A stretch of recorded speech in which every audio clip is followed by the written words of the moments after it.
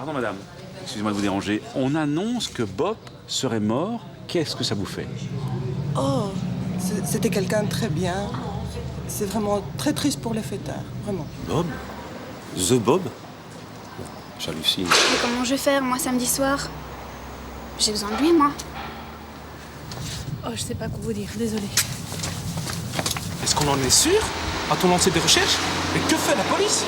Eh bien, c'est une bonne question. Que fait la police? Eh bien, je propose qu'on se rende immédiatement à l'IBSR, voir le porte-parole, et demander ce qu'il en est de cette supposée mort de Bob. Nous voilà arrivés à l'IBSR. Nous allons voir immédiatement si Benoît Godard est bien à son bureau.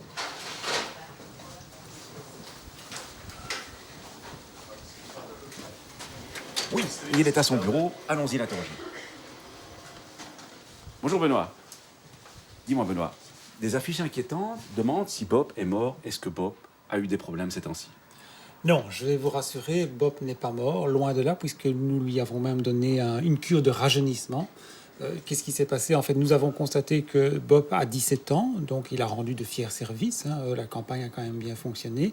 Mais d'un autre côté, on constate que le pourcentage de conducteurs qui continuent de reprendre le volant sous l'influence de l'alcool reste assez élevé. Et donc, ce que nous avons fait, nous avons donné un coup de fouet vraiment au concept. Bob était le conducteur qui ne boit pas quand il doit reprendre le volant. Et nous sommes passés au verbe bober. Et bober, c'est quoi? Ça va plus loin. C'est aussi se préparer avant de faire la fête, savoir déjà anticiper, tiens, aujourd'hui je sors, je risque de boire un verre, comment vais-je faire pour retourner? Alors, bober est déjà populaire le long des autoroutes via les affiches. Outre ces affiches, des spots radio seront diffusés sur la plupart des chaînes. On y interpelle finalement les auditeurs via une situation qui est encore trop courante, à savoir quelqu'un qui a repris le volant sous l'influence de l'alcool et qui a malheureusement eu un accident.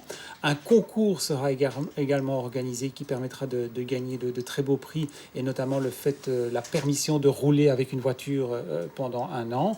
Outre cela, il y a aussi pas mal d'actions qui seront activées sur le terrain. Donc les volontaires de l'IBSR seront présents sur les terrasses des cafés notamment et sur les parkings des supermarchés pour vraiment faire comprendre aux gens ce que ça représente. Est-ce qu'on peut espérer que le terme bober entre un jour au dictionnaire? Mais oui, on espère clairement que Bobé va suivre les traces de Bob et va faire son entrée dans le dictionnaire prochainement, comme étant le fait de s'organiser avant de faire la fête, de déjà préparer son retour, de l'anticiper. De la même manière que l'on se choisit une tenue avant de sortir, il faut déjà penser au retour et par exemple consulter les horaires des transports en commun ou prendre les numéros de téléphone des sociétés de taxi. C'est ça, Bobé. Eh bien, la conclusion de tout ça, c'est que non seulement Bob n'est pas mort, mais il va prendre du galon. Tous les fêtards belges peuvent donc à nouveau voir la vie en jaune. À la question de la semaine dernière, il fallait répondre que 1972 avait été l'année la plus meurtrière sur les routes belges. A gagné cette semaine 4 méthodes d'apprentissage pour le permis théorique et pratique. La question, la couleur qui symbolise le mieux Bob est le jaune, le vert ou le violet.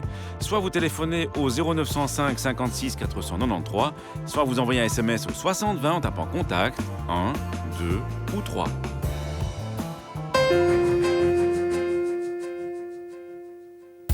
La saison des courses cyclistes sur route a repris.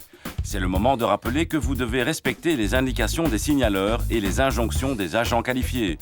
Si par hasard vous vous retrouvez sur l'itinéraire d'une course cycliste, vous devez impérativement vous ranger à l'apparition du véhicule de tête de course équipé d'un drapeau rouge. Vous ne pourrez reprendre la route qu'à l'apparition du drapeau vert porté par le véhicule de fin de course.